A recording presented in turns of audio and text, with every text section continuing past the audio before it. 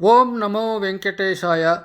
అన్నమయ్య జిల్లా తమ్మలపల్లి మండలం కోస్వారిపల్లిలో వెలిసిన శ్రీదేవి భూదేవి సమేత శ్రీ ప్రసన్న వెంకటరమణ స్వామివారి ఆలయ రాజగోపురం సంప్రోక్షణ ప్రతిష్టోత్సవంలో భాగంగా ఆదివారం ఉదయం యాగశాలలో మూలమూర్తి హోమములు, ఆదివాస హోమములు, నేత్రోన్మీలనం, ఛాయాదివాసం, పూర్ణాహుతి, సాయంత్రం చతుస్థానార్చన, తత్వాన్యాస హోమం, ప్రాణాది దశ వాయున్యాస హోమాలు, పంచశయ్యాదివాసం, పూర్ణాహుతి తిరుమల తిరుపతి దేవస్థానం వారు వైభవంగా భక్తి శ్రద్ధలతో నిర్వహిస్తున్నారు. ఆలయ వేద పండితులు, అర్చకులు, సిబ్బంది